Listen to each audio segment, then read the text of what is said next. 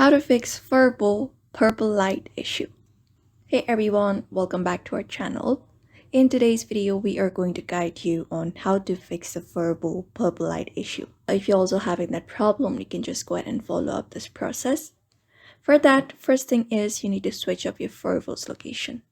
So go ahead and switch up your Furbo's location first. After that, make your Furbo closer to your router.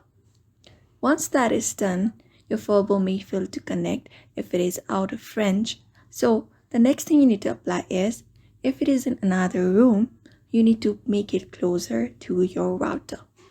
And then, since the thick walls may interfere with the network signals, ensure that your Furbo is at least 5 feet from your router.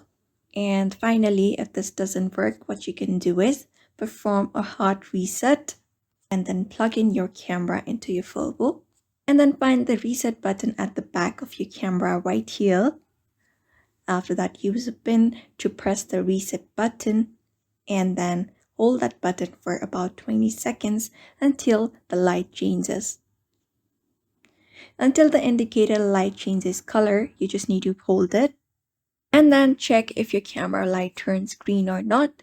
After that, update your Furbo's firmware and open up the Furbo mobile app on your phone. It is a free app. You can just go ahead and download it from your available Play Store and then select the menu and choose the Furbo you are updating.